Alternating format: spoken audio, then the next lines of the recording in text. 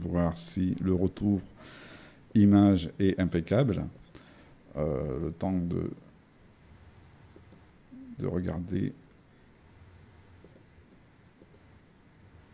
cela. Donc bonjour Pascal. Bonjour Nico. Alors on n'est pas tout à fait en retard parce que c'est encore le moment présent hein, de toute façon, donc c'est Voilà, pas mais grave. je pense qu'on y est. Voilà.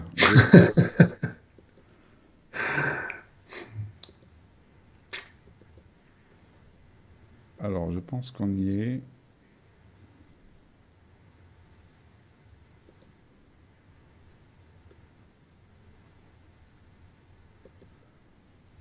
Alors, voilà, on profite de ce petit blanc pour se positionner donc en plein présent. Voilà. Oui, ben oui, on peut en profiter pour se poser, pour arriver, pour ceux qui nous regardent, on peut faire la transition déjà entre ce qu'on faisait juste avant d'arriver et le fait de démarrer cette émission, d'être ensemble, pour que toute notre attention soit vraiment là. C'est pas toujours le Présent, cas. voilà. Hein. Eh bien, c'est impeccable, voilà. Oui, Voilà, tout donc va voilà bien. en direct, voilà. Mm. Pardonnez-nous, hein, voilà, c'est vrai que la diffusion sur YouTube, surtout quand YouTube change quelques petites bricoles, voilà, on n'est jamais à l'abri d'un petit souci. Image Mm. est impeccable. Alors nous, revoilà. Alors, j'ai le temps de régler une dernière truc. Voilà, c'est bon. Les potards sont à niveau, on peut y aller, Pascal. Oui. Donc cette émission nommée Les clés du moment présent, avec toi, donc praticien, conférencier, et on va aborder donc qu'est-ce que ça implique, ce moment présent, que ce soit de la théorie à la pratique. Et avant tout, Pascal, tiens, comment tu en es venu à ce moment présent, ton parcours à ce niveau-là, parce que pour l'apprécier, je pense qu'il faut avoir déjà parcouru, je dirais l'inverse. Oui, effectivement. Ce sont les brochures que nous distribuons pour notre parcours d'intégration de l'auto-accompagnement en pleine présence. Le titre, c'est Fatigué de combattre, point d'interrogation. Et je dis souvent que je suis un ancien combattant. Donc en fait, pendant des années, j'ai essayé de contrôler les circonstances de ma vie, de me battre pour qu'elles correspondent à ce que je voulais qu'elles soient dans le futur. Donc en fait, j'étais dans une recherche de sérénité, de paix intérieure, et en fait, j'ai vécu beaucoup de stress, de tension intérieure à vouloir influencer les circonstances de ma vie pour qu'elles soient autrement que comme elles sont. Donc, essayer de contrôler les gens autour de moi, les circonstances, et je me suis épuisé à ce jeu-là. Et puis, quand j'ai rencontré Eckhart Tolle au travers de son livre Le pouvoir du moment présent, il a dit une phrase dans ce livre qui est une invitation, en fait, à être présent, à peu importe ce que la vie met sur notre chemin, de manière à ce que notre état intérieur ne dépende plus des circonstances. Et donc, j'ai découvert un raccourci vers la sérénité, vers la paix, plutôt que d'essayer que tout soit en paix autour de moi ou comme je le souhaite. J'apprends à accueillir ce qui en moi n'est pas en paix face aux circonstances telles qu'elles sont. Parce qu'en fait, le moment présent est toujours paisible. Ce qui n'est pas paisible, c'est ma façon éventuellement d'être en relation avec le moment présent, c'est-à-dire ce que je pense de la vie telle qu'elle se produit maintenant. Souvent, la vie que j'étais en train de vivre ne paraissait pas assez intéressante ou j'étais toujours comme penché vers l'avant, comme pour aller vers quelque chose, Ouais, pour courir après quelque chose, oui.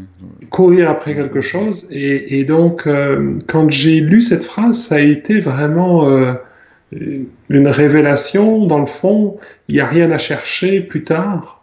Parce que vouloir être présent ou vouloir être en paix, vouloir être serein, c'est un projet futur.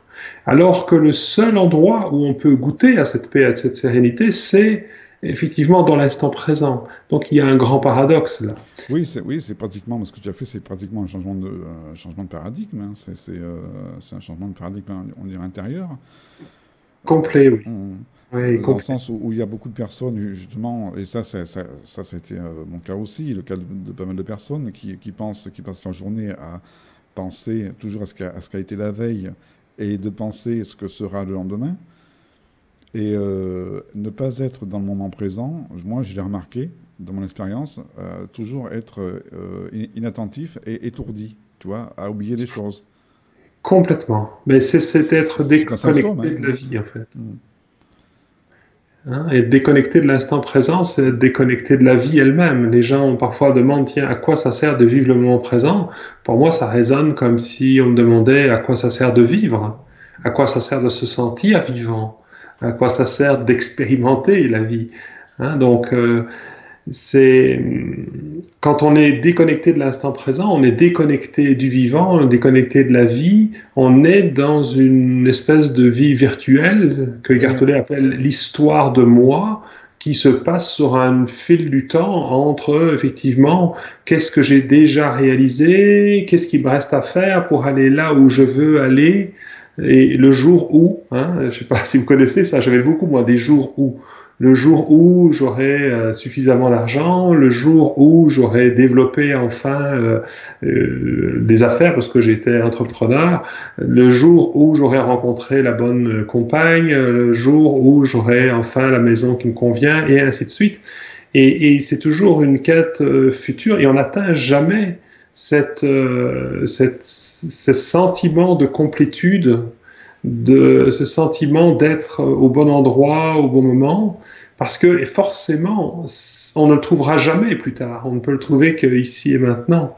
Et donc, ça passe par là. Moi, mon première expérience, ça a été vraiment quand j'ai, encore une phrase d'Eckhart Tolle, il m'a vraiment marqué sur ce cheminement intérieur. Pour moi, le chemin vers le moment présent, c'est un chemin vers soi. Parce que, comme je disais, si on se déconnecte de la vie, on se déconnecte aussi de soi et de qui on est vraiment. Donc, c'est vrai qu'on a beaucoup de chance d'être complètement perdu dans des idées, des concepts, des croyances. Et alors que quand on ramène son attention dans l'instant présent, on redevient connecté à qui on est profondément. Il n'y a qu'à ce moment-là que l'on peut vraiment manifester qui l'on est. Hein. Et donc, moi, il y a une phrase d'Eckhart Tolle qui parle, il parlait dans un même chapitre, en fait, du temps psychologique, celui dont on parle depuis tout à l'heure, hein, mm. entre le passé et le futur, et Où sur on est un petit lequel peu on où on est danse voilà, constamment. où on est un petit peu en pilotage automatique, hein, mm. Exactement. Exactement. Et puis on est éparpillé puisque on n'est pas ici, on est entre le passé et le futur. Et dans ce même chapitre, il parle comment dire, de l'éternel instant présent. Et c'est amusant parce que cette idée d'éternel instant présent a résonné pour moi un peu comme un koan zen, c'est-à-dire quelque chose qu'on ne peut pas conceptualiser mentalement. Éternel et instant présent semblent mentalement contraires. L'éternité, c'est long, longtemps, comme on dit au Québec, Oui. et l'instant présent, ça a l'air d'être l'opposé. Et en même temps, quand j'ai arrêté d'essayer de comprendre, je me suis rendu compte, enfin cette phrase m'a en fait amené à vraiment goûter à ça, c'est-à-dire à cet éternel instant présent, le fait que tout se produit toujours. Maintenant, rien n'existe en dehors de maintenant et éternellement, ça se passe comme ça. Et donc, tout ce que j'ai vécu dans le passé, je l'ai vécu maintenant. Ce que je vis maintenant, même si je ressasse le passé ou que je projette dans le futur, ça se vit maintenant. Et le futur hypothétique que je projette, si je le vis, ce sera encore maintenant. Et donc, on n'en sort pas. Hein. Essayer d'être présent, c'est comme essayer de s'asseoir quand on est déjà assis. Être présent, c'est réaliser qu'on est déjà là, en fait. Et pour moi, la clé, c'est de passer du rythme du mental au corps, c'est-à-dire à ce qui est vraiment vivant. Ce sont des pratiques très, très simples qui permettent de s'ancrer, de sentir qu'on est là un petit peu comme si dans un rêve on se pinçait là pour dire est-ce que je suis bien en train de rêver ou est-ce que je suis bien là? Le fait de se sentir son corps, de se toucher, de sentir le contact des pieds sur le sol, de sentir le fait qu'on est assis sur une chaise, de sentir les vêtements sur la peau, des choses extrêmement simples comme ça, eh bien, nous permet de nous retrouver effectivement en synchronisation avec l'instant présent. C'est ce qu'on appelle aussi, il y a un autre mot pour ça que tu donnes, c'est la pleine conscience. Effectivement, c'est la pleine conscience, c'est le fait d'être pleinement présent à tout ce qui se produit ici et maintenant, et je dirais au-delà des pensées, c'est-à-dire ça inclut les pensées, on est présent aux pensées, on peut être présent à nos émotions, on peut être présent à la sensation corporelle, et en même temps plus complètement identifié à ça. C'est-à-dire on peut être présent à la vie en entier, et plus la version, je dirais, partielle que nous offre le mental, c'est-à-dire une interprétation de la vie. C'est quand on est présent à nos jugements, quand on est présent à nos pensées, quand on est présent à nos interprétations, alors on commence à avoir une perception plus large et plus profonde de la vie. Parce que c'est Krishnamurti, je pense, qui disait la plus haute forme d'intelligence est celle qui nous permet d'être en relation avec la vie, avec les faits, sans interprétation. Voilà. Et évidemment, il est impossible pour nous en tant qu'êtres humains de ne pas interpréter. Donc le fait de reconnaître ce qui en nous interprète, c'est-à-dire notre mental, d'être présent à ça, nous ramène dans l'instant présent. Le mental, les pensées ne nous empêchent pas d'être présents. C'est justement quand on ne voit pas nos pensées, quand on n'est pas conscient de nos pensées, qu'on est en général pris dedans, et donc qu'on est en relation avec la vie telle qu'on la pense. Donc c'est intéressant, plutôt que de se battre contre le mental, d'en prendre conscience. De toute façon, se battre contre le mental, c'est parti perdu. Hein. On perdra toujours, parce que le mental, c'est nous. C'est comme si on se battait contre un miroir. Tout à fait. Tout à fait. Alors, je rappelle aux auditeurs, vous pouvez poser vos questions sur le chat live. Hein. Alors, évidemment, on a changé de lien de diffusion. Je l'ai communiqué sur Facebook et sur la page YouTube. La diffusion se voit aussi. Donc, n'hésitez pas à poser vos questions à Pascal sur le moment présent et surtout en pratique et surtout de votre expérience du moment présent. Oui, c'est intéressant d'avoir des oui mais ou des difficultés ou de dire c'est beau tout ça, mais voilà, moi dans telle circonstance, j'y arrive pas. C'est ce que j'allais dire parce que Eckhart Tolle, c'est vrai que Eckhart Tolle, quand on le lit et quand on l'entend hein, dans les conférences, sur le moment, on est très enchanté. Mais quand on se retrouve face à une situation qui est quand même parfois assez violente, hein, que le quotidien peut nous présenter, hein, que ce soit par rapport au travail, que ce soit par rapport à tout domaine de vie, hein, que ce soit une dispute, voilà. Là, sur le moment, le présent, il est vite zappé. On n'a pas, il y a beaucoup de personnes qui disent non, là, j'ai pas du tout le moment présent, là, j'y pense pas du tout. Mais disons qu'en fait, ce qui arrive dans ces circonstances, c'est qu'on est souvent happé par nos pensées, par nos émotions, qui ont un pouvoir d'attraction assez important quand on n'est pas justement bien ancré dans le corps, quand on est, quand on n'est pas en contact avec notre corps, avec le vivant dans notre corps, on est un petit peu comme un bateau sans ancre ou sans quille. Donc, quand la mer est calme, eh bien, on ne se rend pas compte qu'on n'est pas forcément ancré. Mais c'est en période de tempête, dans des circonstances houleuses de la vie, que ces circonstances, un peu comme des vagues sur la mer, nous emportent avec elles. Hein. Quelqu'un me dit quelque chose et waouh, ça m'emporte émotionnellement et dans les pensées, ça me rappelle des choses ou ça génère des peurs de ce qui va C'est comme un tourbillon, arriver. oui, c'est comme un tourbillon qui entoure le soi. Et puis, le truc, c'est quand on est face à un tourbillon, mais il faut s'arrêter. Il faut juste se centrer au milieu. Exactement. Et dans le fond, ne pas essayer d'éviter le tourbillon, mais plutôt être présent à ça. Présent à cette effervescence, présent à ces pensées qui partent dans tous les sens, présent à ces émotions qui sont là. Nous, dans notre processus, on utilise ce qu'on appelle le langage de présence, qui permet justement en période de crise de revenir à la présence. Et ce sont des mots tout simples. On utilise le mot quelque chose. Et en fait, par exemple, quand on est complètement en réaction ou en colère ou triste ou déçu ou choqué de quelque chose, alors en général on est complètement pris dedans. Et c'est sûr que si je dis je suis choqué ou je suis stressé ou en colère ou que sais-je ou complètement perdu dans cette situation que je suis en train de vivre, eh bien en fait je me retrouve complètement identifié à une émotion qui est en train de se vivre.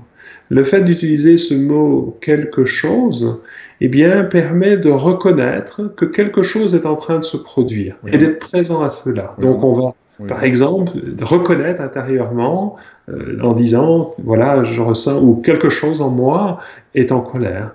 Quelque chose en moi se sent perdu là maintenant. Quelque chose en moi est déçu, voilà. Et donc le fait de reconnaître cela, d'être présent à ça, fait qu'on n'est plus entièrement pris dedans. Il commence à y avoir un petit peu d'espace autour. On devient présent à ce qui se passe à l'intérieur de nous plutôt que d'être complètement identifié et donc de voir la vie au travers des yeux de cette partie de nous qui est en réaction. donc, donc on se dissocie de l'événement qu'on vit et en nommant cet événement comme cet événement, on se ressentit. Parce que ça peut être aussi une émotion violente qui nous prend. Complètement. Donc on Et nomme alors, cette personne, on nomme cette chose-là et en nommant, on lui donne une forme et on lui donne un mot.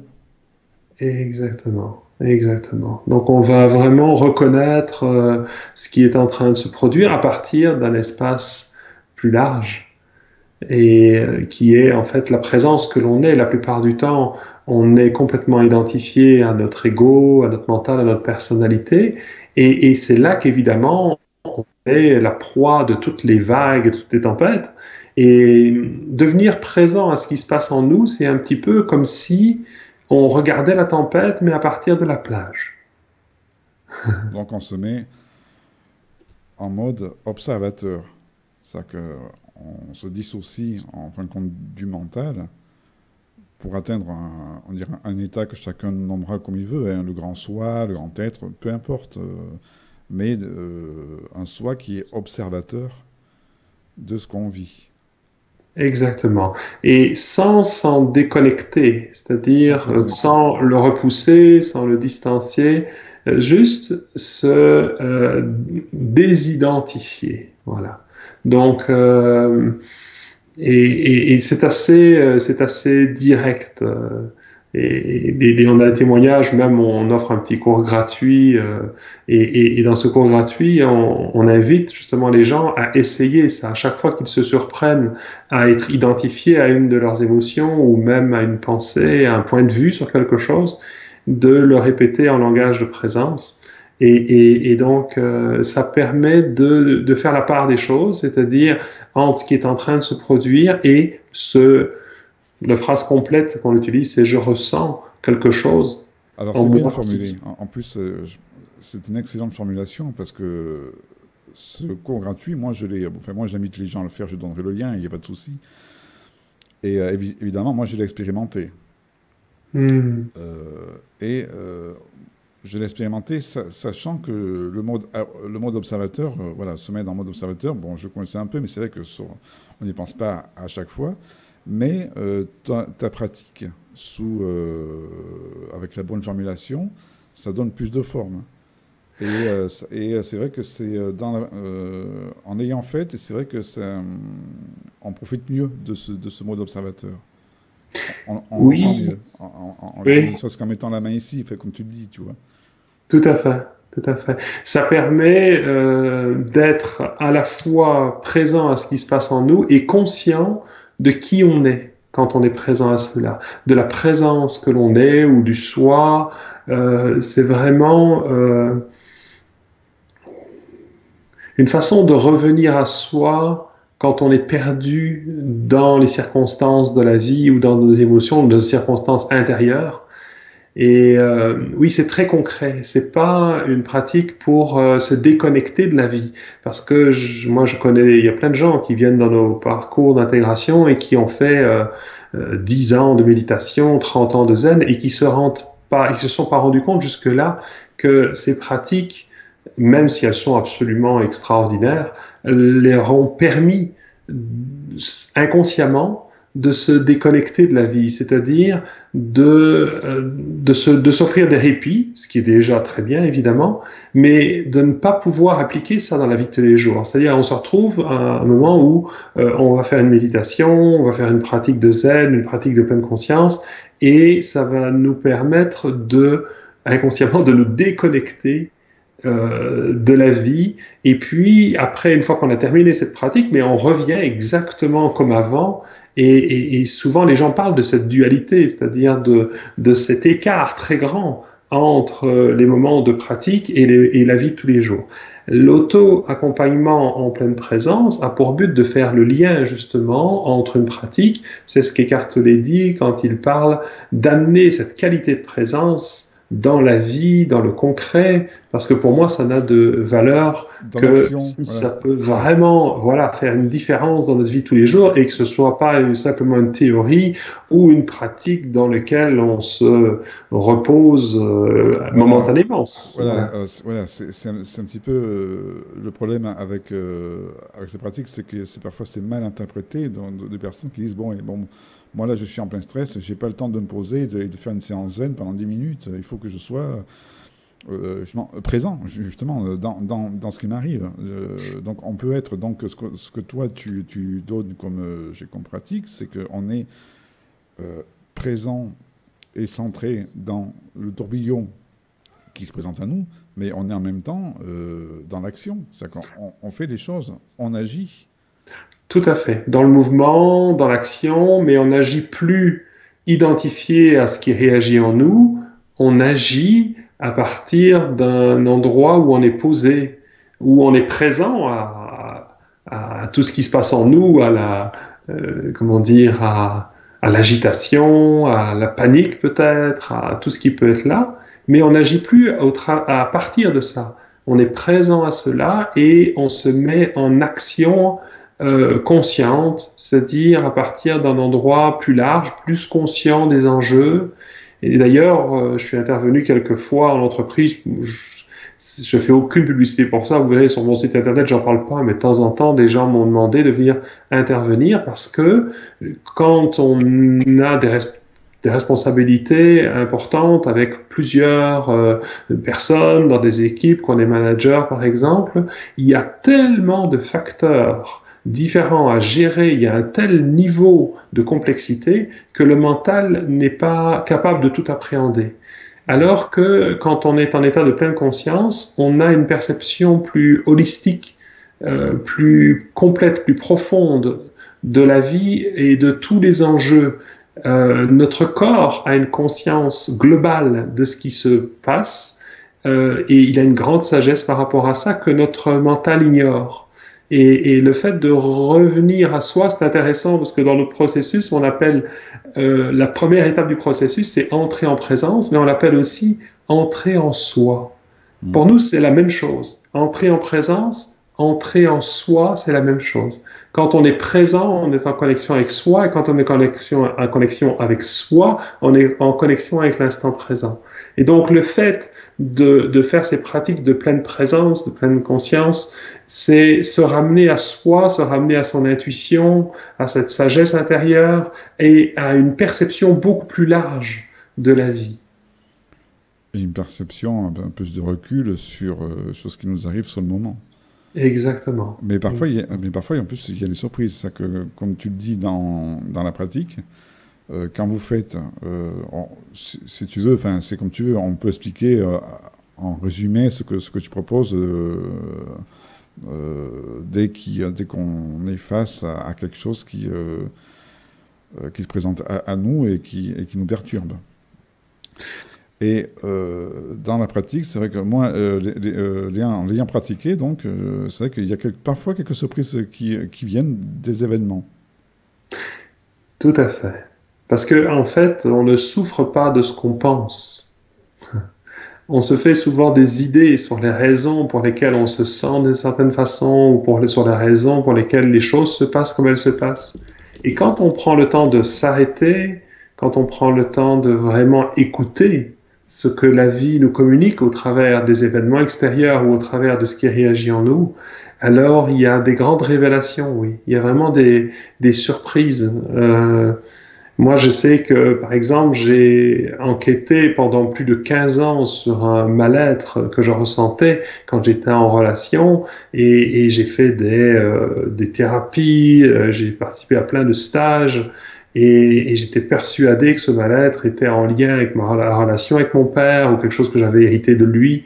Et puis, en prenant le temps d'écouter ça intérieurement par moi-même, pendant à peine 3 semaines, tout s'est révélé. Ça n'avait rien à voir avec mon père en plus. C'est intéressant. Oui, il y a des surprises. Oui, le mental nous raconte beaucoup d'histoires, fait beaucoup de théories. Le mental n'écoute pas. Il est habitué à interpréter, donc à mettre des mots dessus, à essayer de trouver une explication.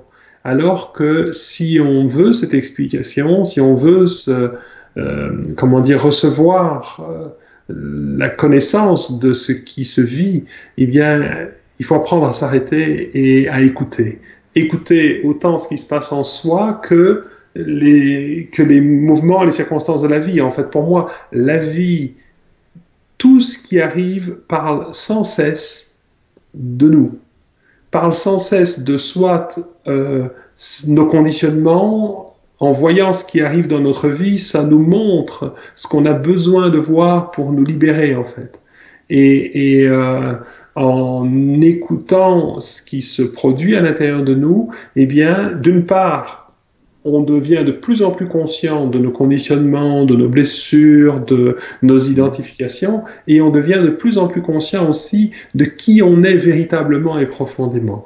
Ce que nous, on appelle la présence, ou le soi en présence. Donc, on va aborder, donc, comme je te proposais, donc, la pratique lorsqu'il y en a besoin. Par exemple, je pense par exemple si on a ne serait-ce que la voiture qui est bloquée sur l'autoroute ou quelque chose comme ça, tu vois, et qu'on est en pleine panique, ou bien alors sur d'autres événements. Hein. Tout à fait. Donc je te laisse développer, ce qu'il y a à faire en soi dans Tout à ce fait. moment-là. Alors moi je veux dire en fait que c'est un peu délicat d'amener les pratiques comme ça en quelques secondes ou en quelques minutes parce que pour pouvoir vraiment les saisir et les vivre, soit on fait des séminaires qui durent 2 jours, soit on fait un parcours qui dure parfois plusieurs semaines. Mais disons que le principe de base est d'abord de ramener notre attention dans l'instant présent. Et pour faire ça, on se reconnecte donc à notre corps, au vivant. Et ça, par exemple, on peut le faire maintenant. Alors, imaginons qu'on est sur l'autoroute, effectivement, qu'il y a du trafic et qu'on est énervé ou paniqué ou que sais-je. Eh bien, tout d'abord, on va prendre un moment pour se reconnecter à ce qui est présent ici et maintenant. Donc, ressentir, et ça, les gens qui nous regardent peuvent le faire maintenant, c'est juste prendre un moment pour ralentir, pour s'arrêter, pour sentir des choses toutes simples, comme le contact de nos mains, par exemple, avec ce qu'elles touchent. Ça peut être le volant si on est en voiture, mais vous qui nous regardez maintenant, prenez le temps de sentir là où vos mains sont posées, là maintenant. Le contact de vos mains avec ce qu'elles touchent, la texture de cela. On prend un moment pour ressentir aussi le contact de la plante de nos pieds avec le sol ou avec la semelle de nos chaussures. On prend un moment pour sentir les points d'appui, de contact de notre corps avec ce sur quoi on est assis. Et ça ne demande pas de temps parce qu'on est déjà assis de toute façon, on a déjà les pieds par terre et nos mains sont posées où elles sont. Et c'est simplement de mettre un peu plus notre attention à ce niveau-là. Pas se concentrer là-dessus, mais juste sentir que c'est déjà comme ça. C'est commencer à être présent à tout ce qui est là autour de nous. La lumière autour de nous, vous pouvez regarder ce qu'il y a autour de vous dans la pièce dans laquelle vous vous trouvez. Être présent aux sons que vous pouvez percevoir, les sons les plus proches, les sons les plus lointains, ou le silence autour de vous.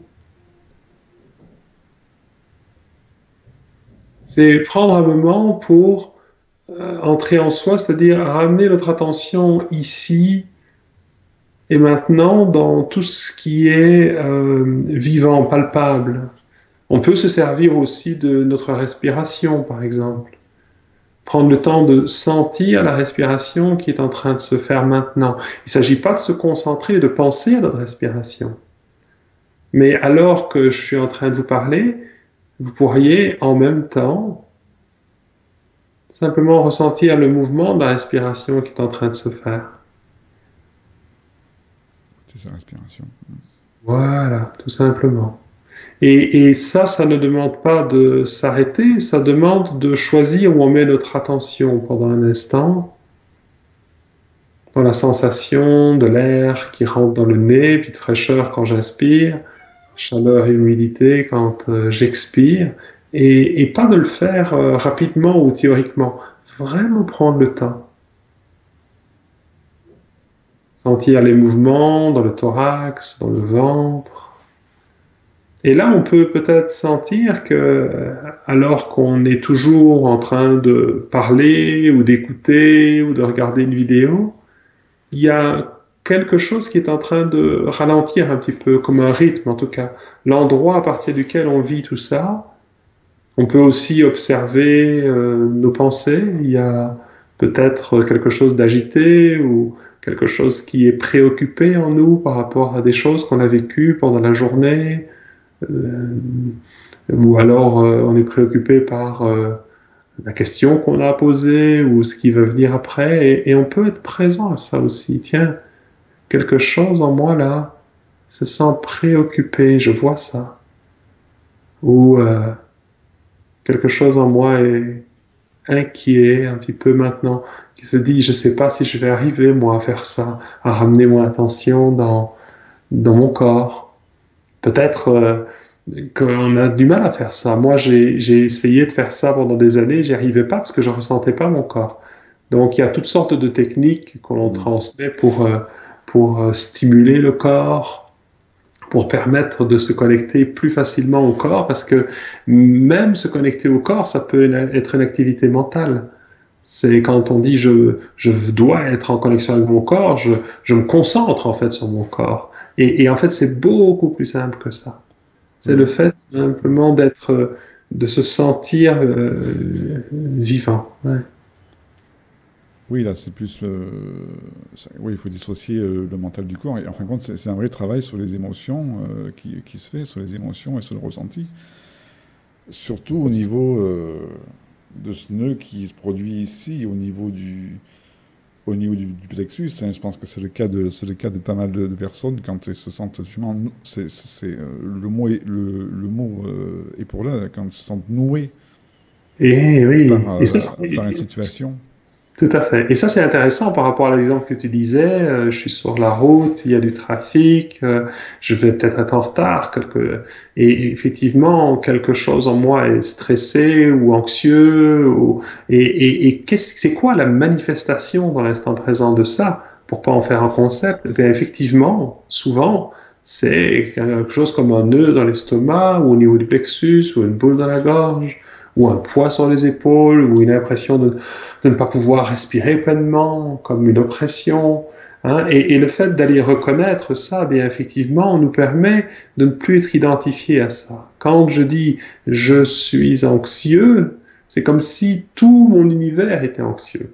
Alors que si je reconnais clairement que oui, effectivement, je ressens quelque chose qui est serré là, au niveau du plexus ou qui est noué. Vous pouvez l'essayer chez vous, hein. Peu importe ce qui est là, c'est peut-être pas dans le plexus, hein. Je ressens quelque chose.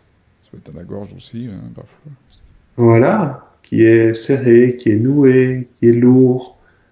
Je ressens quelque chose qui a peur. Hein. Voilà. Et là, on peut potentiellement être en relation avec ça. Le fait déjà de l'avoir reconnu dans cette phrase « je ressens quelque chose », il y a bien sûr le quelque chose, c'est ce qui se produit en moi, comme tu disais, un nœud par exemple au niveau du plexus, et il y a « je ». Le « je » qui ressent cela, et le « je » pointe vers la présence. Et donc effectivement, on a conscience des deux. Et alors, la prochaine étape qu'on pourrait utiliser, c'est le fait de dire bonjour à C'est ce l'accueil, voilà, j'allais venir. Voilà. C'est de Voilà. l'accueillir plutôt que d'être ennemi avec lui et le rejeter. Justement, Exactement. il faut l'inviter amicalement. Tout à fait. Et parfois, on n'a pas envie de dire bonjour à ça. Parfois, on n'a pas envie d'être ami avec cela. Et souvent, ce qui est accessible à ce moment-là, c'est de reconnaître quelque chose en nous qui ne veut pas de ça, qui ne veut pas se sentir comme ça, qui ne veut pas que ce soit. Et en général, ça, c'est accessible. C'est-à-dire, si je ne peux pas dire bonjour à quelque chose en moi qui est noué au niveau du plexus, souvent, je vais pouvoir reconnaître que quelque chose ne veut pas se sentir comme ça, et je vais pouvoir dire bonjour à ce qui ne veut pas se sentir comme ça. Et avec, je dirais, amour et compassion, disons, avec bienveillance, reconnaître cette partie de moi qui ne veut pas, et elle est tout à fait légitime, bien sûr. Qui a envie de se sentir comme ça? Voilà. Et quand je reconnais cette partie de moi qui ne veut pas, en général, il se passe quelque chose à l'intérieur. Et ça, il n'y a que l'expérience qui peut le démontrer. C'est beaucoup plus simple à vivre qu'à expliquer. Et c'est pour ça que j'aime pas trop rentrer dans les détails de l'explication du processus, parce que mentalement, on pourrait complètement passer à côté. Il ne fonctionne que quand on le met réellement en pratique. Alors, on a une question, tiens, de James. Oui. Nos blessures, parfois, ne nous empêchent-elles pas parfois de ressentir ce moment présent, d'être présent à ce présent? Tu veux que je te relise la question, parce que tu sais que je l'ai mal lu. Non, ça va, j'ai Ok. entendu. Ok. Est-ce que nos blessures peuvent nous empêcher d'être connectés à l'instant présent ou de vivre l'instant présent? Alors je dirais, à condition de refuser l'expression de cette blessure, parce que s'il y a une blessure, même si c'est une blessure passée, je ne peux en faire l'expérience en fait que dans l'instant présent. Si je n'avais pas cette blessure, eh bien dans l'instant présent, je serais parfaitement paisible, ouvert et connecté à l'instant présent tel qu'il est. Donc si je suis présent à une expérience douloureuse, ou à quelque chose en moi qui est agité, ou à quelque chose en moi qui est en réaction, eh bien, cela n'a de pouvoir de me déconnecter de l'instant présent que si je lutte, que si je combats cela. Par contre, si je suis disposé à m'arrêter un instant pour être présent à ce quelque chose en moi qui réagit, qui se sent blessé, eh bien, cela me permet justement même d'être pleinement présent.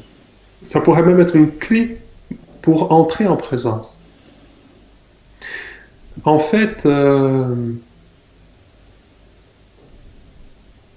c'est l'idée que l'instant présent devrait être autrement qu'il est, qui nous éloigne de l'instant présent. Et d'ailleurs, on a tous une idée de ce qu'est l'instant présent ou de ce qu'il devrait être. Hein? Et souvent, elle est complètement différente de la réalité de l'instant présent. Dans la réalité de l'instant présent, je peux effectivement ressentir quelque chose en moi qui est paniqué, qui est effrayé, qui est profondément touché ou blessé. Et quelque chose en moi dit, ça c'est pas l'instant présent. Si j'étais dans l'instant présent, tout serait fluide, paisible, ouvert, joyeux. Et ça, c'est une idée de l'instant présent. C'est un fantasme de l'instant présent. C'est un fantasme qui est produit par ce mental, encore une fois. Oui, et en même temps, c'est vrai. C'est-à-dire que c'est là qu'est le paradoxe. C'est qu'effectivement, quand on est pleinement présent à tout ce qui est ici, même présent à quelque chose en moi qui est paniqué, même présent à quelque chose en moi qui est profondément blessé, on pourrait même être présent à une partie de nous, à quelque chose en nous qui se sent blessé ou meurtri à jamais. Et être complètement en paix avec ça. C'est-à-dire reconnaître cela et lui offrir de notre présence, c'est-à-dire être comment dire, conscient et présent à cela. Pas comme on fait parfois en pleine conscience où on va dire quelque chose est là, mais je le touche pas, je prends du recul et je reste imperturbable comme une espèce de présence froide et distante. Moi, je parle vraiment des qualités de la présence, qui est une présence chaleureuse, bienveillante, compassionnelle. On pourrait appeler ça l'amour aussi. C'est inconditionnel, je parle de cet amour pour ce qui est. Hein, Byron Katie écrit un livre qui s'appelle « Aimer ce qui est », et pour moi, elle parle de ça. Il n'y a que la présence qui peut vraiment aimer ce qui est et tout ce qui est, absolument. Et donc, le fait de reconnaître, à partir de la présence, que l'on est ce quelque chose en nous qui souffre, on peut commencer à ressentir une forme de compassion pour cette partie de nous. Et on ne peut pas faire ça quand on est identifié, parce que quand on est identifié à quelque chose en nous qui souffre ou à une blessure, alors il faut forcément quelqu'un d'autre pour nous accueillir. Hein? Et donc, c'est pour ça que la première étape, c'est d'entrer en présence, c'est de ressentir tout notre corps et de reconnaître, grâce à ce langage de présence, que oui, effectivement, quelque chose est là, et lui offrir notre présence. C'est pas... Voilà. Alors, il y a aussi une expérimentation que je te partage, peut-être que tu la connais, que j'avais faite surtout quand c'était dans des entretiens d'embauche, tu vois, où on est toujours un petit peu stressé. Qu'est-ce qu'on va dire? Quelles questions on va se recevoir dans la figure? Et en fin de compte, moi, c'était cette période-là où justement, je commençais à être dans ce mode observateur. Donc déjà, il y avait cette aide-là, et il y a quelque chose qui m'est venu et qui m'a aidé ensuite, ça a été, dans cette présence, de me focaliser et de me concentrer sur les silences entre les mots que disait l'autre. Et en faisant cela, à chaque fois, j'ai ressenti cette pleine conscience. J'étais vraiment là, avec la personne, dans l'échange, pas perturbé, je répondais ce que je pouvais répondre, de mon niveau, et en me concentrant bien sur ses paroles, sur comment il véhiculait ses phrases, comment il véhiculait ses mots, et en me concentrant bien sur les silences infimes entre ces mots, j'étais là. Tout à fait. Expérience partagée, voilà. Oui, effectivement. La présence est silencieuse. Oui, exactement. Elle est entièrement silencieuse et à l'intérieur de la présence peut apparaître des mots, peut apparaître un chaos, peut apparaître quelque chose de très bruyant, mais on peut être présent à cela, à partir de ce silence que l'on est. Et le fait de mettre notre attention dans ce silence qui est de nature profonde, Eckhart Tolle a écrit un autre livre qui s'appelle Silence Speaks, Oui. le silence parle. Ben voilà, plus. Hein? Et c'est bien de ça qu'il s'agit. Et le fait de pratiquer la méditation nous remet en lien avec ce silence. Et effectivement, ce silence est toujours présent. On a l'impression que les sons, le bruit, les mots dans notre tête nous empêchent d'être en lien avec ce silence. Mais en fait, c'est le fait de ne pas vouloir que ces mots ou que ces bruits soient là qui nous empêche d'être dans le silence. Si je permets entièrement aux mots, aux images qui traversent mon esprit de les traverser, si je permets au bruit ambiant ou au bruit intérieur d'être là, eh bien, je le permets justement à partir du silence que je suis. Le silence à l'intérieur duquel les mots apparaissent. Alors, tu parles du silence entre les mots, mais en fait, le silence, il est là entre les mots et pendant les mots. Disons, les mots viennent ou apparaissent à l'intérieur du silence. C'est pas contradictoire. D'accord. Ouais. Parce qu'il y a aussi une certaine méditation où je pouvais me concentrer aussi sur les silences entre les pensées aussi. Oui. Entre les pensées du mental. Ces pensées qui parfois perturbent quand on s'oppose. Et tout simplement, ça paraît, tiens, qu'est-ce que je vais manger ce soir? Ouais, paf. Bon, j'ai pas demandé ça, moi, je veux le silence. Et donc, je laissais faire. Voilà, bon, ok, circule. Et à chaque fois, je me concentrais sur le silence entre ces pensées perturbatrices. Ok. Ce qui est intéressant, c'est d'observer qu'est-ce qui en moi se sent perturbé par ces pensées. Parce qu'en fait,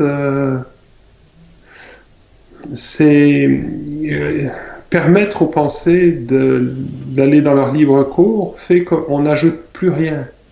On permet aux pensées de se produire. Et le fait de n'y opposer de n'y faire aucune opposition, eh bien, fait qu'on est en même temps parfaitement silencieux et présent à des pensées, quelles qu'elles soient.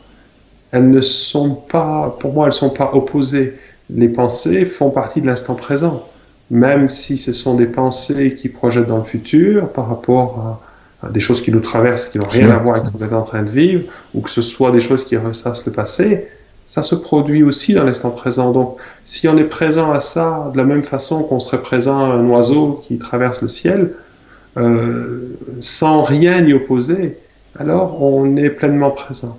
Le fait d'utiliser quelque pratique que ce soit peut effectivement aider et en même temps peut maintenir une certaine tension, c'est-à-dire d'éviter les pensées, de se concentrer sur autre chose. Et moi, ce que je préconise, c'est de laisser les pensées, mais de les observer, de devenir présent aux pensées.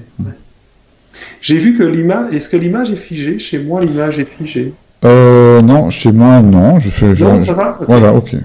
D'accord, tout va bien. Okay. J'ai un petit retour. D'ailleurs, il y a une question énigmatique, enfin pour moi, de Baptiste. Nous ne pouvons sortir de la présence? Je te laisse accueillir la question. Oui, c'est intéressant. Donc, nous ne pouvons sortir de la présence, effectivement. C'est la seule chose à laquelle on ne peut échapper. C'est-à-dire, nos circonstances changent. On peut se sentir paisible ou perturbé, on peut se sentir joyeux ou triste, on peut se sentir stressé ou serein. Mais en fait, on est présent à cela. On peut vivre différents états intérieurs, même on peut vivre différents états de conscience, c'est-à-dire on peut se sentir complètement perdu, pris dans nos pensées, et en fait on est présent à cela. Et on peut se sentir pleinement centré, ancré, et en fait on est présent à cela. C'est la seule chose qui ne varie pas. C'est ce qu'on vit dans l'instant présent. On ne peut effectivement pas vraiment y échapper. Et c'est ça qui est intéressant, c'est un paradoxe. Hein. En fait, on veut être présent et en réalité, je dirais que la plupart du temps, c'est le contraire. En fait, on voudrait ne pas être présent à ce qui est. On voudrait échapper à la réalité de l'instant présent, mais pas par rapport à ce qui se produit, mais par rapport à ce que j'en pense. C'est-à-dire, je ne veux pas me sentir stressé, je ne veux pas expérimenter un mal-être. Alors que si je commence à être présent à quelque chose en moi qui se sent comme ça, et que je fais de l'espace à cela, alors tout devient serein. Et c'est là que, quand je disais tout à l'heure, l'instant présent est effectivement complètement paisible quand on n'est plus identifié à des parties de nous, mais présent à cela. Quand on est conscient que c'est simplement ce qui est en train de se produire et qu'on n'est plus pris dedans. La grande difficulté, c'est que la plupart du temps, nous sommes identifiés à nos pensées et à nos émotions. Donc le grand défi, c'est cette dissociation, ce mode, développer ce mode observateur qui lui permet de voir ce présent sous un angle extrêmement plus large, avec des perspectives et des horizons qu'on ne verrait pas avec seulement le mental. Effectivement, en fait, il n'y a aucun problème à ce que des pensées traversent notre esprit, à ce que des émotions traversent notre corps, ou des sensations corporelles, ou des douleurs, ou peu importe. La difficulté réside dans le fait d'être identifié à une de ces choses-là. Eckhart Tolle dit à propos de ça, je ne suis ni mes pensées, ni mes émotions, ni mes sensations corporelles, ni mon corps, je suis l'espace à l'intérieur duquel tout ceci est en train de se produire maintenant.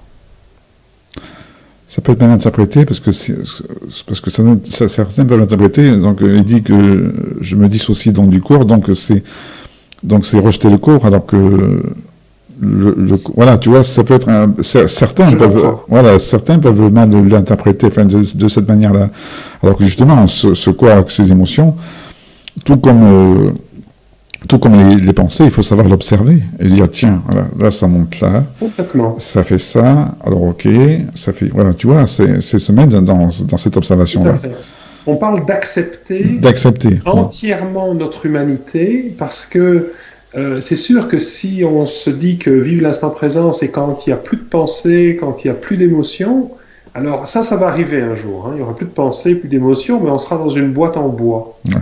Okay. D'ici là, tant qu'on est un être humain vivant et incarné, il y aura des pensées qui traverseront notre esprit et des émotions qui vont traverser notre corps. Si je ne suis pas en paix avec cela, ça va être pénible, la vie. Et donc, il s'agit ici de reconnaître tout ça, d'être présent à cela et d'accueillir avec amour et empathie notre humanité. C'est pas facile d'être un être humain incarné, limité, d'être mortel, hein, on est en danger de mort depuis qu'on est né, il peut nous arriver plein de trucs, et c'est tout à fait naturel de ressentir de la peur, de ressentir une anxiété, une angoisse d'être un être humain, mais ce qui rend ça extrêmement pénible, c'est quand on est limité à la conscience de l'être humain incarné que l'on est, parce qu'on est beaucoup plus que ça. Donc il n'y a pas besoin de rejeter le corps, ni de rejeter notre identité, ni notre mental, ni nos pensées, pour être conscient de qui on est au-delà de ça. C'est pas au-delà, c'est pas mieux, c'est en même temps, on est un espace de conscience, de présence, qui est beaucoup plus large et pas limité à notre corps, à notre incarnation, à notre personnalité, mais cette présence, en fait, est incarnée dans le monde au travers de cette enveloppe. Si vous avez vu le film Avatar, en fait, c'est comme on pourrait dire que notre personnalité, notre corps, c'est l'avatar pour notre conscience pure. Je ne pourrais pas vivre dans ce monde si je n'avais pas ce corps, si je n'avais pas ces émotions qui m'indiquent à chaque instant ce que je vis. Les émotions sont comment dire, précieuse. Imaginez que, alors que vous êtes là, dans votre pièce, dans votre chambre, là où vous êtes maintenant, un lion affamé rentre dans la pièce. Vous allez avoir des tas de pensées qui vont vous traverser l'esprit, et évidemment des émotions, de la peur, et tout ça va vous permettre, en conscience, peut-être de vous sauver la vie, c'est-à-dire de commencer à courir ou partir, ou vous protéger. Et c'est tout à fait légitime, c'est tout à fait, je dirais même sage, de ne pas éviter ces émotions. Elles sont complètement... oui, parce qu'elles elles génèrent la survie aussi. Exactement. Et puis on vit dans un corps mortel. Et notre conscience, je dirais, corporelle, notre conscience incarnée, c'est que le lion peut nous manger et que, du coup, on ne peut plus être incarné, donc notre corps va mourir. Et donc, c'est normal de ressentir ça. Et c'est sain, en fait. Et le problème, c'est que notre tête fait rentrer des lions dans la pièce. Des tas de fois par jour alors qu'il ne se passe rien. C'est-à-dire la peur de ce qui pourrait arriver, l'anticipation, et on vit exactement le même stress quand on a peur de ce qui pourrait arriver que si ça arrivait réellement. Le futur illusoire, voilà. C'est les pensées complètement illusoires sur le futur. Qu'est-ce qu'on en sait si telle chose va arriver, même si, évidemment, on peut se fier sur des probabilités, mais bon, ce ne reste que des probabilités. Tout peut arriver. On vit totalement ce que notre mental nous raconte. Et on vit exactement le même stress que si ça arrivait. Il faut dire que notre mental génère à peu près 30 000 pensées par jour. Ah, il bosse, hein. Et donc, à peine 5% nous servent réellement, comme dans la situation, je disais, où il y a un lion qui rentre, imaginons, ou alors on est en train de conduire une voiture et on voit une voiture qui fonce sur nous, on agit, il y a des pensées qui traversent notre esprit et notre expérience nous permet éventuellement d'éviter ce qui se passe, ou pas. Mais dans tous les cas, là, le mental va être au service de la vie à ce moment-là. Mais dans 95% des cas, les pensées n'ont rien à voir avec ce qu'on vit dans l'instant présent. C'est le superficiel. Elles concernent le passé ou le futur, et elles génèrent par contre exactement le même stress que s'il se passait quelque chose. Mais au moment présent, ou si on était vraiment dans l'instant présent, on réaliserait que dans la réalité, il ne se passe absolument rien. J'ai peur de perdre mon emploi, mais je n'ai pas perdu mon emploi. Je l'ai toujours. J'ai peur de mourir, mais je ne suis pas mort. Je veux dire, je suis complètement vivant et en bonne santé. Donc, il y a un grand décalage entre l'histoire que raconte mon mental et la réalité. Et le fait de ramener mon attention dans le moment présent, c'est un petit peu comme si, alors que je suis en train de faire un cauchemar, je me pince et je reviens, je me réveille en fait, je sors du cauchemar que me raconte mon mental. Et dans 95% des cas, il ne se passe absolument rien et tout est paisible. Alors je vais me faire l'avocat de qui tu sais. Oui. Juste dans ce que tu as dit récemment, sur la santé, c'est quelque chose par contre qui est extrêmement dur pour les personnes qui sont sur des maladies qui sont extrêmement lourdes.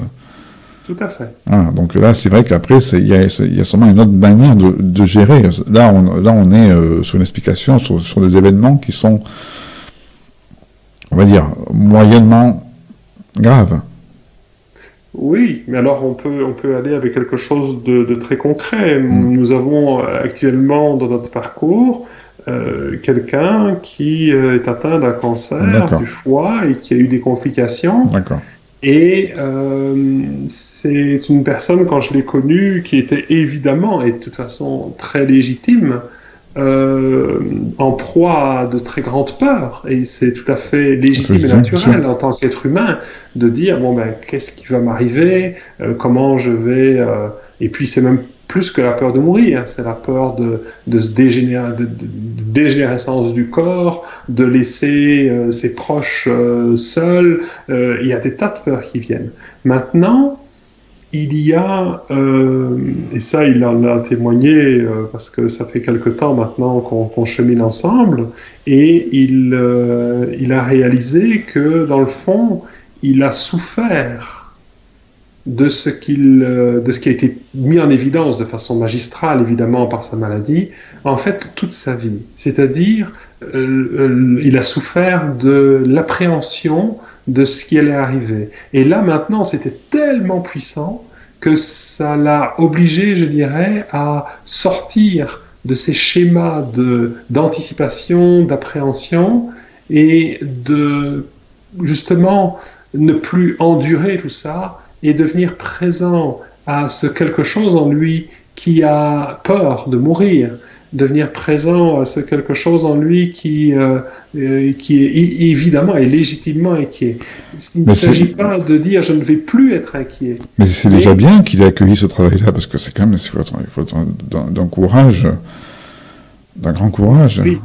En fait, il n'a pas accueilli sa maladie, c'est-à-dire, je ne parle pas du fait d'être heureux oui, bien sûr, oui. Cancer, par exemple, hein, oui, bien sûr. mais je parle d'accueillir notre humanité dans les circonstances, c'est-à-dire d'accueillir pleinement et dans toute sa légitimité cette partie de nous qui est paniquée, cet humain qui est complètement perdu. Et qui peut être dans des états, mais c'est très différent. L'expérience est complètement différente d'être identifié à une partie de nous qui projette des scénarios que d'être présent à cette partie de nous, d'être conscient de ce qui en nous fait ces projections.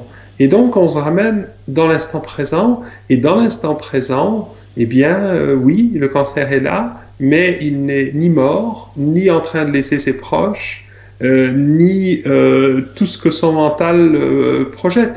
Et dans l'instant présent, et jusqu'à son dernier souffle, il est pleinement vivant. Et ce qui est amusant, oui, plaisant en tout cas, c'est que lui, je sais, parce qu'on en a parlé plusieurs fois, il se sent plus, comment dire, plus vivant et joyeux. Je l'entends régulièrement témoigner d'une joie profonde et qu'il n'a pas connue alors qu'il n'avait pas le cancer.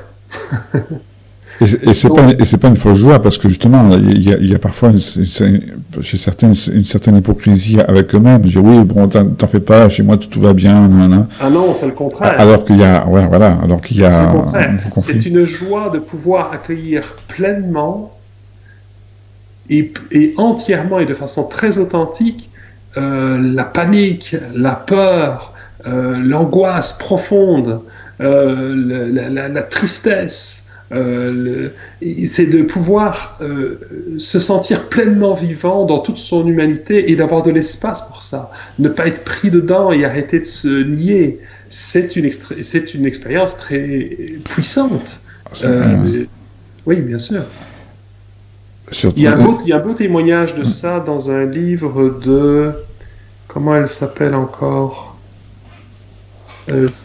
c'est une dame qui est originaire de Marseille. Elle est décédée aujourd'hui.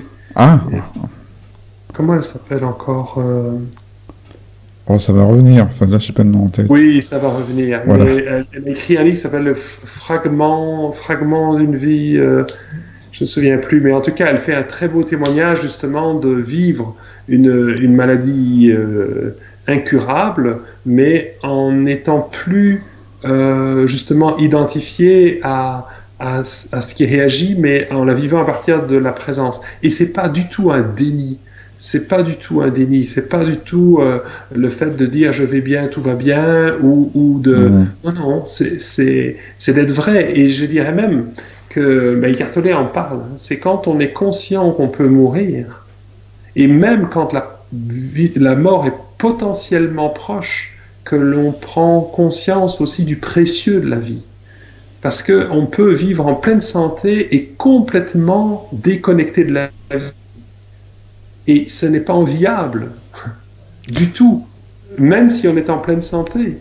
C'est parfois une circonstance comme ça peut être une occasion de nous sentir vivants. Et sincèrement, pour moi, se sentir vivant pendant une année vaut plus que d'être déconnecté toute une vie.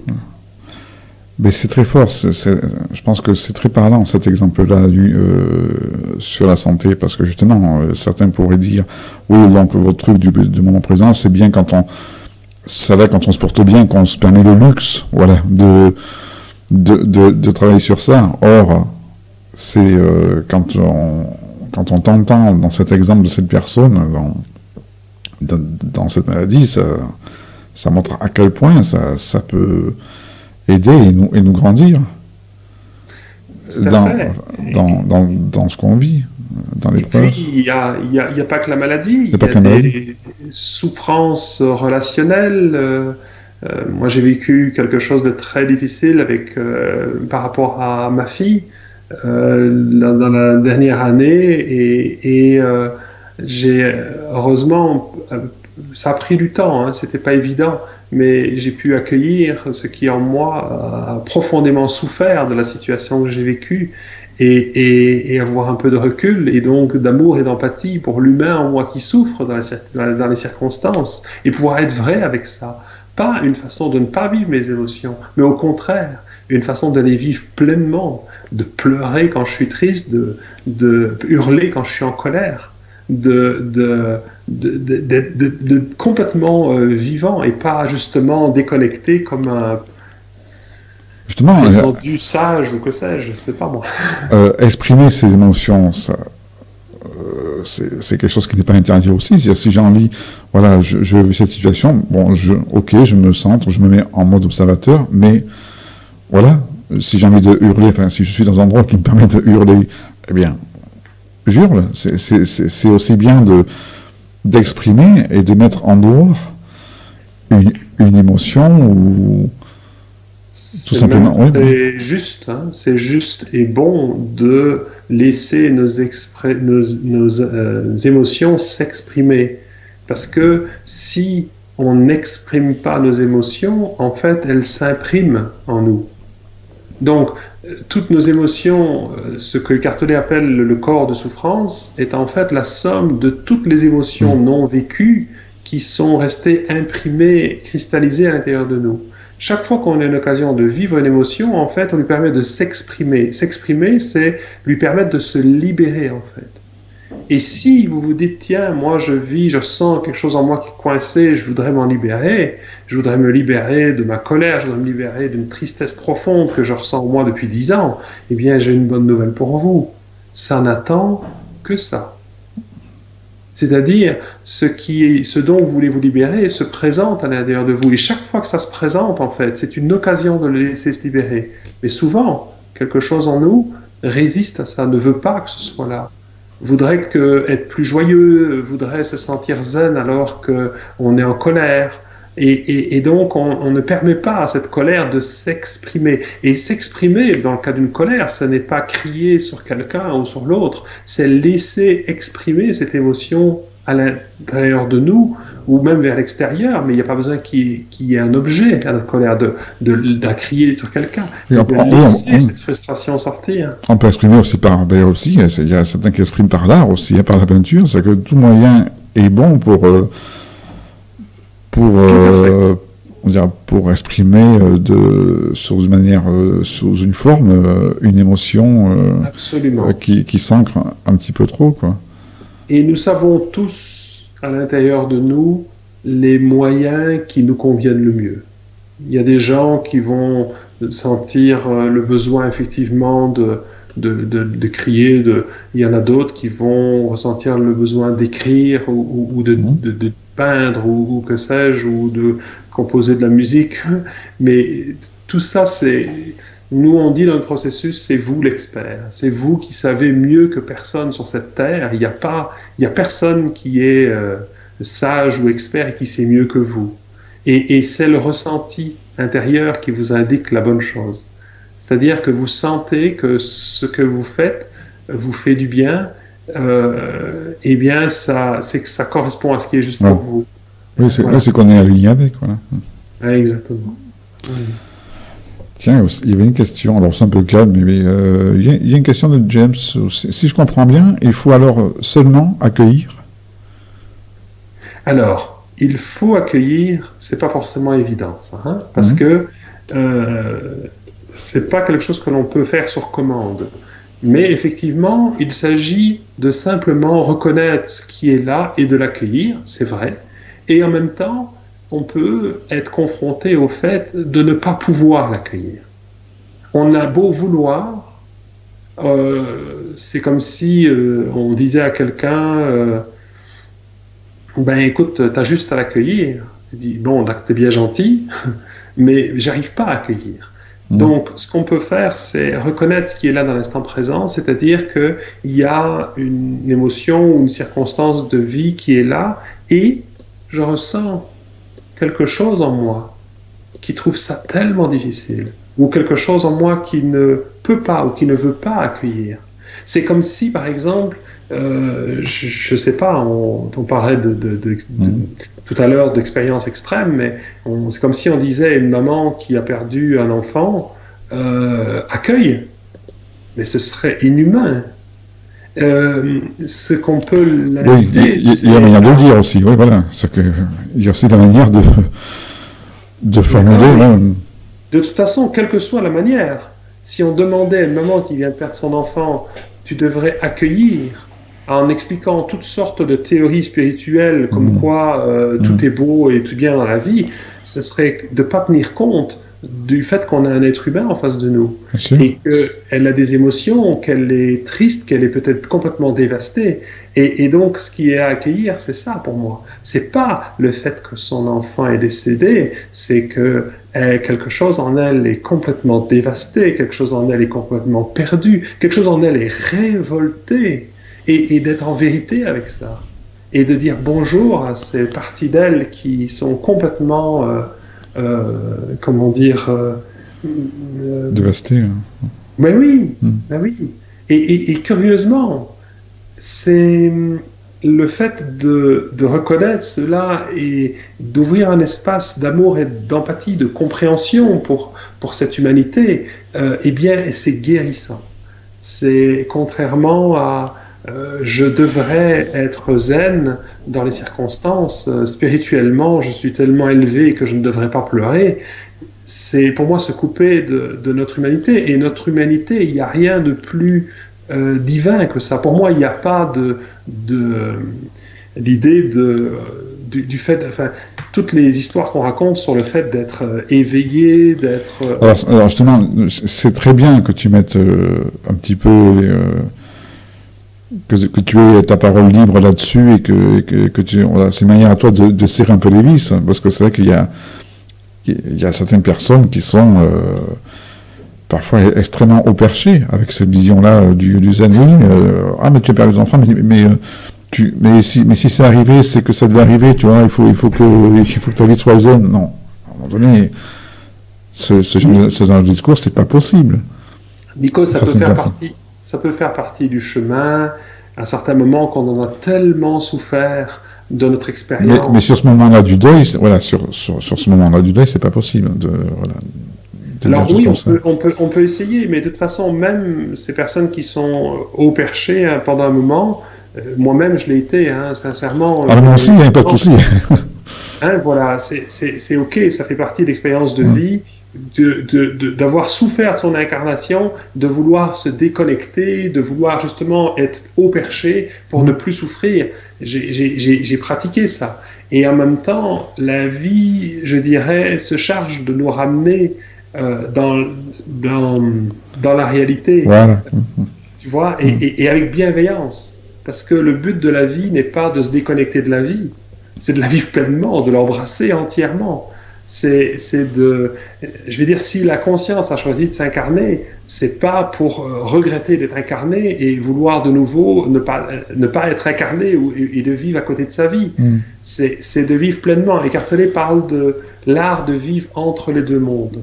C'est-à-dire pleinement accueillir notre rôle, notre personnalité, ce qu'on vit, parce que c'est le seul moyen que la conscience à trouver pour nous permettre de faire l'expérience d'elle-même et de pleinement assumer, accueillir ça, prendre responsabilité de ça et en même temps ne pas être limité par cet aspect de notre conscience qui est incarné, parce qu'effectivement, on est beaucoup plus grand que ça, mais l'un ne va pas sans l'autre.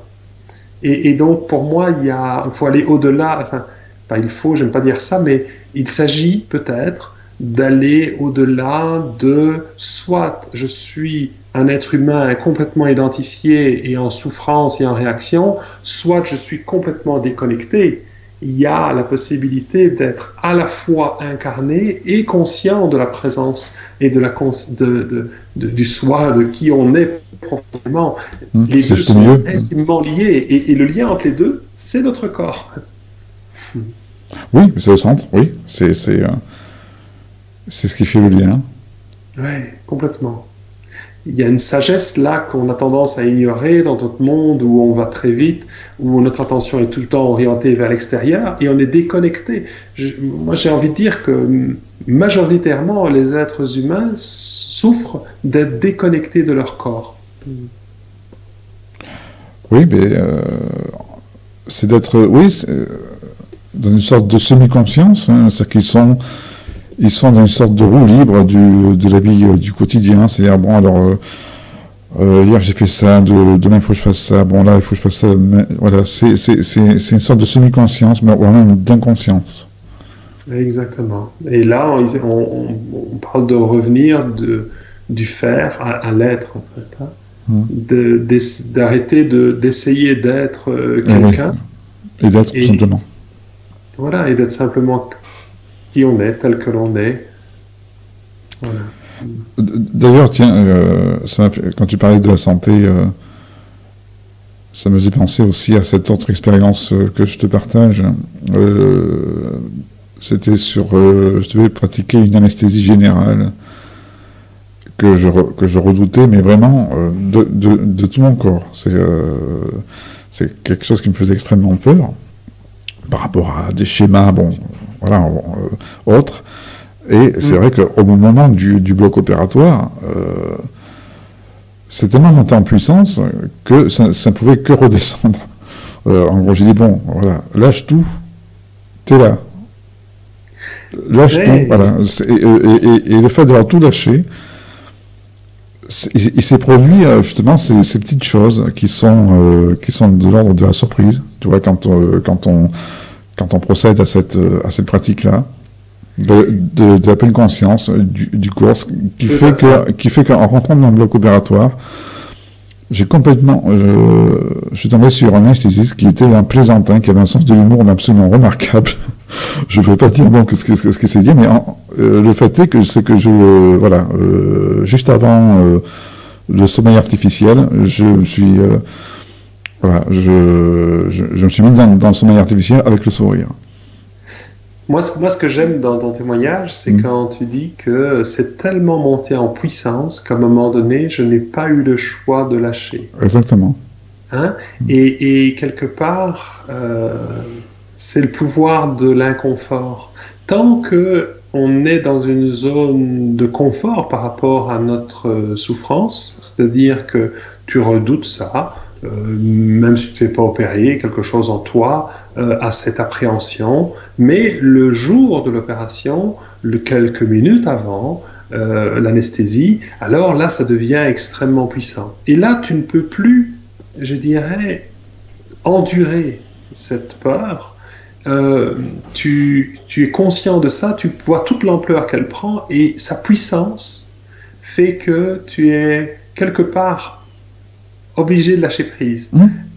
Et Cartolé dit par rapport à ça que les gens qui ont un corps de souffrance moyennement puissant peuvent endurer leur souffrance plus longtemps.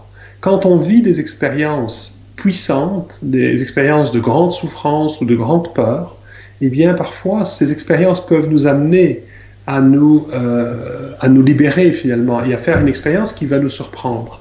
Et en même temps, il n'est pas nécessaire non plus d'aller dans des expériences extrêmes pour s'éveiller à ça, ou pour lâcher et devenir plus grand que ce qui en nous panique, par exemple. Eh bien, on peut le faire consciemment et, en vivant tout simplement les événements qu'on vit dans notre vie. Et si on apprend c'est ce que nous on propose, hein, à s'auto-accompagner et être à l'écoute de ce que la vie nous communique dans la vie de tous les jours, eh bien la vie n'aura pas besoin de mettre en place des événements catastrophiques pour nous obliger à lâcher. Si on écoute au fur et à mesure ce que la vie nous dit par rapport aux événements extérieurs ou par rapport à ce qui se vit à l'intérieur de nous, eh bien, on apprend à être de plus en plus en connexion avec qui on est et à faire la part des choses, c'est-à-dire à reconnaître nos schémas. Et si on n'a pas encore vu les schémas, j'ai dit tout à l'heure que si on veut se libérer de quelque chose, j'ai une bonne nouvelle pour vous, ça n'attend que ça. Maintenant, c'est sûr qu'on apprend à s'ouvrir à ça, on apprend à l'accueillir pour laisser cela se libérer. Mais j'ai une deuxième bonne nouvelle pour vous. Si vous n'avez pas encore réussi à laisser quelque chose en vous se libérer, eh bien, ne vous inquiétez pas, ça reviendra. C'est-à-dire que toutes nos peurs, toutes nos blessures, toutes nos souffrances, si on n'a pas encore eu l'occasion de vraiment les voir, de vraiment les vivre et de les laisser se libérer, eh bien elles reviennent, vous le savez. Chaque fois qu'on essaye d'éviter quelque chose, de ne pas le ressentir, ça revient et ça revient et ça revient. En fait, ça revient jusqu'au moment où on va être disposé, et peut-être on aura les outils pour le faire, disposé à reconnaître que c'est là et à le vivre et à l'accueillir, mais dans un contexte où on se sent en sécurité, où il y a de l'espace pour le faire. Je ne parle pas d'endurer, d'aller au bout d'une souffrance, je ne parle pas de ça. Je parle de justement pouvoir laisser cela se libérer, et c'est toujours, toujours, toujours, toujours, et je vais le dire plein de fois parce que j'ai l'expérience de ça, toujours, toujours une expérience agréable. Toujours. Et quand on lutte contre quelque chose et qu'on ne veut pas que ce soit là et qu'on l'empêche de se libérer, c'est toujours, toujours, toujours une expérience douloureuse. Donc, on ne souffre pas de ce qui nous traverse, de ce qui veut se libérer en nous. On souffre de ne pas vouloir que ce soit là ou de vouloir que ce soit autrement. J'espère que tes paroles auront parlé à Patricia qui nous délivre ce commentaire. Oui. Être incarné pour souffrir inlassablement, c'est trop dur. Oui. Alors, la souffrance n'est pas quelque chose que l'on nous inflige. La souffrance n'est pas nécessaire, on dit ça dans le bouddhisme. Et effectivement, la souffrance ou l'inconfort, parce qu'il y a différents degrés de souffrance, il y a l'inconfort jusqu'à une souffrance extrême, mais tous les niveaux d'inconfort ou de souffrance sont le témoignage ou l'occasion de reconnaître que nous ne sommes pour l'instant, à cet endroit-là, là où on souffre, pas alignés avec qui on est profondément. Et c'est une occasion donc d'en prendre conscience. Il y a des gens qui payent des fortunes pour aller à l'autre côté de la terre, rencontrer des sages qui vont leur dire « c'est ça que tu devrais regarder ». Eh bien, notre inconfort, nos souffrances, nous les indiquent gratuitement tous les jours. Sauf qu'on n'a pas forcément appris à reconnaître que c'est une occasion, si on veut bien, de reconnaître un schéma douloureux ou souffrant et de pouvoir transcender ça. C'est-à-dire en reconnaissant pleinement ça, en laissant cela se vivre, reconnaître la présence que l'on est au-delà de ça. Donc bien sûr, je ne propose pas une vie où on va endurer nos souffrances, mais reconnaître à quel point c'est dur de se battre contre ça, et peut-être qu'il faut avoir, comme dans ton exemple que tu as donné, que ce soit suffisamment pénible pour qu'on arrête de le faire. C'est-à-dire réaliser qu'on souffre de combattre finalement ce qui nous traverse et ce qu'on vit. Et comme je l'ai dit tout à l'heure, c'est la pensée, ce que dit Patricia, dit tout ça exactement. Chaque fois que je vais refuser quelque chose en moi, ce sera toujours douloureux. Et une vie, quand on est identifié et pris dans nos schémas et dans nos souffrances, c'est une vie atroce. Moi, j'ai vécu plus de 40 ans identifié dans ces schémas-là. Je sais de quoi on parle. Ah oui. Je sais de quoi on parle. J'ai voulu mourir plusieurs fois. Je ne pouvais plus endurer ça. C'était vraiment pénible. J'avais plus l'envie de vivre tellement c'était pénible. D'ailleurs, Eckhart Tolle, quand est passé par là. voulait mettre fin à ses jours aussi. Donc, je sais ce que c'est de vivre pleinement une vie de douleur et de souffrance. Et pour moi, ça a été une grande libération de voir qu'il est possible d'être présent à ces parties de nous qui souffrent à partir d'un espace qui ne souffre pas, qui est ouvert, qui est bienveillant, qui est dans lequel il y a un espace infini pour tout cela. Et cet espace, ce n'est pas, même si j'accompagne des gens, c'est pas moi qui l'offre. Cet espace, c'est vous qui l'avez en vous. Par contre, je ne le connaissais pas, cet espace. Je l'ignorais, j'étais pris dans mes schémas, et c'est grâce, je dirais, à ces souffrances que je suis venu à cette réalisation, ou cette conscience finalement de qui je suis au-delà de mes souffrances. Il a fallu effectivement que ce soit profondément douloureux pour que je sois suffisamment ouvert, je dirais, à cette possibilité. Sinon, on reste dans nos certitudes et on continue à vivre. Je ne sais plus qui disait qu'un problème établi dans un certain niveau de conscience ne peut être résolu que dans un niveau de conscience plus large ou supérieur. Je pense que c'était Einstein, mais bon. Eh bien, effectivement, quand on arrive à notre seuil d'incompétence, quand on arrive à ne pas pouvoir s'en sortir, eh bien effectivement, on a besoin d'aller au-delà de ça. Et ça peut être une occasion des grandes périodes de souffrance. D'ailleurs, moi je vois beaucoup de gens que j'accompagne et qui m'appellent seulement quand tout va mal et quand ils sont en souffrance. Et alors ils sont libérés. Et quand tout va bien, ben de nouveau... ils retombent dans leur schéma parce que la souffrance n'est plus là et donc, ok, tout va bien. Et donc, la souffrance, pour moi, est une occasion de vraiment sortir de nos schémas et de découvrir quelque chose qu'on ne soupçonne même pas, qui est merveilleux, en fait. Ouais. Patricia, donc, justement, qui vient d'écrire, très difficile de s'auto-accompagner, entre guillemets. Bien sûr. Bien sûr. On ne nous apprend pas à faire ça. Oui. On ne nous apprend pas à nous auto-accompagner, on nous apprend à nous évaluer, à nous juger, à vouloir bien faire, à être bon, à être des bons garçons, des bonnes filles dans la vie. On apprend à se transformer, on apprend à se changer. On n'apprend pas à s'accueillir. On n'apprend pas. C'est pas, je vais dire, c'est presque le contraire de notre système d'éducation.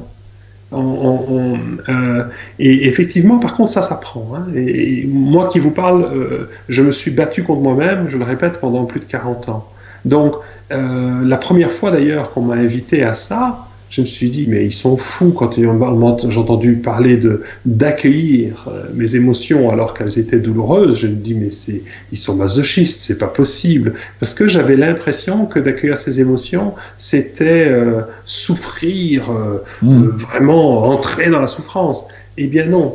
Et curieusement, quand la première fois, plutôt que de me battre contre ça, je l'ai permis, disons, autorisé, j'ai laissé cela se vivre, mais à partir d'un espace plus large, eh bien, effectivement, j'ai ressenti pour la première fois de ma vie un soulagement, quelque chose qui était plus paisible, moins puissant, c'est-à-dire ça ne représentait plus toute mon expérience. Il a commencé à y avoir un peu d'espace autour, même quand je dis un peu d'espace, parce que même c'était encore très puissant, mais ça ne prenait plus toute la place déjà. Il y avait un petit peu d'espace. Et petit à petit, par la pratique, ça prend de moins en moins de place. Il y a de plus en plus d'espace autour de ce qui en nous souffre. Et en fait, par la pratique, on nourrit, on cultive cette présence. Donc, la présence prend de plus en plus de place et les parties de nous de moins en moins. Le but n'étant pas de s'en défaire, mais justement de pleinement leur permettre d'être là et de se réunifier, je dirais, de faire la paix avec notre humanité. Faisons la paix. Oui, effectivement. Et être en paix, c'est reconnaître ce qui en nous ne l'est pas. Tiens, j'avais noté en plus quelque chose qui m'est venu avant l'émission. Au lieu de plaindre de la pluie, apprends à danser dessous. Tout à fait. Je crois qu'il y a une variante, hein. Apprends à chanter aussi. Ne serait-ce que danser ou chanter, c'est pratiquement pareil. On est dans une joie de l'expression de soi-même. Tout à fait, tout à fait, tout à fait. Pascal, et cette joie, c'est pas une joie qu'on peut atteindre. Non, non. C'est notre nature, en fait. C'est qui on est quand on reconnaît tout le schéma et tout ce qui s'est construit en nous pour être quelqu'un, pour survivre. Ce sont des schémas de survie, en fait. Et quand on en a marre de tout ça, quand on est fatigué de tout ça, c'est une bonne nouvelle. Parce que c'est là que peut s'ouvrir quelque chose de nouveau. Ou sinon, on va continuer à faire ce qu'on faisait avant. Il n'y a aucune raison que ça change. Et là, c'est une possibilité. Alors, effectivement, ce n'est pas facile. C'est naturel de s'auto-accompagner, mais ce n'est pas habituel puisqu'on ne nous l'a pas appris. Par contre, comme tu disais, on peut partager le petit cours gratuit. Et déjà, il y a les toutes premières bases du processus. C'est sûr que c'est le tout début, mais déjà, ça peut donner une idée de ce qui est possible dans l'ouverture, dans un endroit où on se sent complètement enfermé, de voir qu'il peut y avoir un tout petit peu d'espace déjà. Mais ce n'est qu'un début, évidemment. Voilà, en tout cas, moi, je l'ai expérimenté et c'est un excellent complément. Voilà, déjà, c'est une approche, c'est une excellente amorce, justement, de commencer à accueillir, voilà. Exactement. Ce quelque chose, ou alors c'est quelque chose.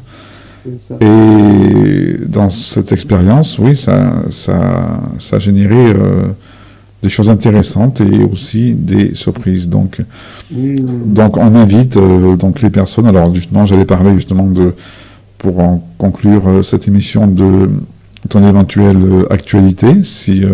Donc il y a ton site, hein, donc Pascal Astir.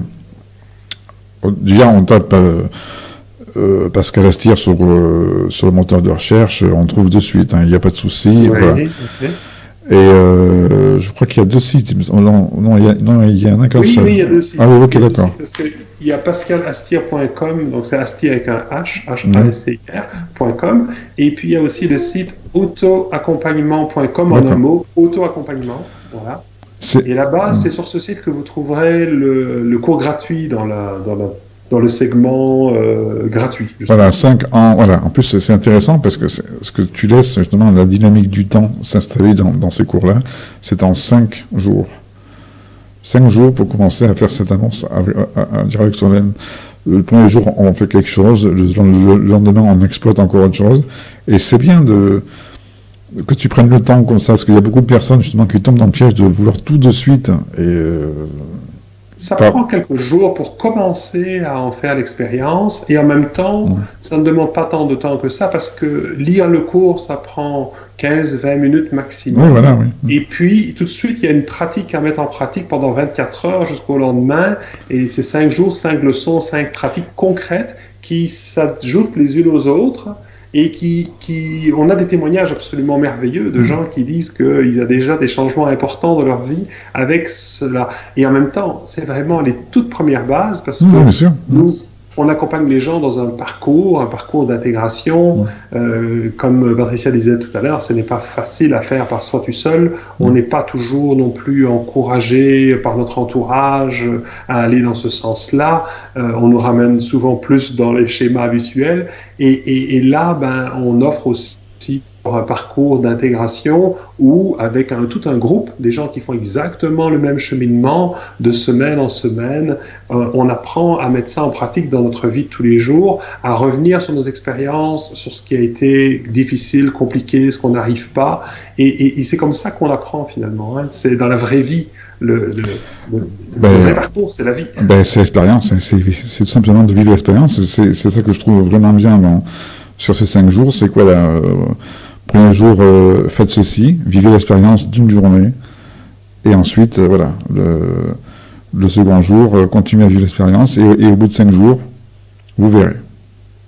Et ressentez. J'ai une dernière question de Patricia. Est-ce que tu es OK pour y répondre? Et je dis... Bien sûr, avec plaisir. Voilà. Avec plaisir. Voilà. Et ensuite, voilà, il est 19h42 et on clôturera. Je sens que c'est déjà un petit peu calme, donc on clôturera au niveau des questions. Alors, Patricia, je vais lire ta question. Je suis arrivé à mon seuil d'incompétence et je ne peux aller qu'au-delà de ça en accueillant mes émotions à partir d'un espace plus large en psychothérapie. Vous en pensez quoi? Et j'en pense que moi je compare souvent le chemin qu'on peut faire d'une certaine façon comme un escalier où on peut monter d'une marche, on a compris des choses mentalement, on arrive à avoir un petit peu plus de conscience de ce qui se passe, mais ça reste mental. Donc on monte une marche, on monte, on voit, on a un peu plus d'altitude, on commence peut-être éventuellement à comprendre un peu mieux les choses. Et moi je compare ça à un escalier qui aurait à peu près une centaine de marches, hein, imaginons. Et à un moment donné, ben, on a fait le tour de tout ce qui est accessible par le mental. Et à partir de là, on a l'impression de commencer un peu à retourner en rond. C'est-à-dire, c'est tout le temps les mêmes choses qui reviennent. Oui, je le sais, je l'ai déjà vu, mais pourtant, je sais que c'est vrai, mais ça ne change rien. Je suis quand même pris dedans. Et puis, voilà. Et donc, c'est comme si on montait, on redescendait sur ces marches d'escalier. Et disons que quand on a atteint cette conscience, qu'on est allé au bout de ce que notre mental peut nous permettre de cheminer, eh bien, c'est le moment d'ouvrir nos ailes. C'est le moment de choisir une autre façon de cheminer que le mental, et ça passe effectivement par le corps. C'est ce qu'on fait en auto-accompagnement en pleine présence. Et le mieux, je dirais, pour en faire l'expérience, c'est peut-être de le faire lors d'une séance individuelle où on amène notre situation de vie, ce qu'on vit. Et ça, sur le site autoaccompagnement.com, vous verrez séance individuelle. Et à ce moment-là, ben, on peut faire une séance basée sur une expérience difficile dans votre vie, ou que sais-je, ou ce que vous êtes en train de vivre, et de faire l'expérience du processus. Ça dure pas longtemps, on fait ça en 1 heure, mais au bout d'une séance, vous sentirez concrètement ce dont j'ai parlé aujourd'hui. Et vous pourrez en faire l'expérience. D'ailleurs, on n'accepte personne dans notre parcours d'intégration qui n'a pas fait au moins une fois l'expérience d'une séance comme ça pour valider que c'est bien un chemin qui nous convient et qu'on choisit. Parce que c'est un engagement envers soi de commencer à s'auto-accompagner. Hein, et voilà. OK. Eh bien, c'est OK pour les questions. Et nous... Eh bien, en tout cas, les liens seront mis dans la description de la vidéo, bien sûr, chez Pascal, donc on mettra auto-accompagnement puis pascalestia.com. Moi, je te remercie pour ce joli moment de partage, d'expérience et de ton approche. Et un excellent moment que je n'ai pas vu passer. C'est ça le moment présent. Merci. Et puis juste comme ça, au cas où des gens sont intéressés, j'animerai un stage au mois de novembre à Paris, de 2 jours, 18 et 19 novembre à Paris. Mais vous verrez tout sur mon site pascalestia.com. Et puis je serai à Troyes, dans l'Aube, à Troyes, 3, 4, 5 décembre, par là, on anime 2 stages. Un stage qui s'appelle Au-delà de la colère et un autre stage, donc Cultiver la présence au quotidien, à Troyes. Voilà. Je crois que tu as fait des conférences en commun aussi avec Christian Junod, il me semble. Tout à fait. Christian Junod, qui est un très bon ami et qui effectivement se sert de la relation à l'argent. Voilà, avec qui j'ai l'occasion de faire une émission et qu'on salue. Voilà. Oui. Magnifique travail. Franchement, ça vaut la peine d'aller dans ces stages à lui. C'est magnifique. Voilà, OK. Merci Pascal. On se retrouve en off pour nous deux. Moi, je vous remercie à tous pour votre interactivité et votre écoute. On se retrouve, pour ma part, ce sera vendredi soir à 21h.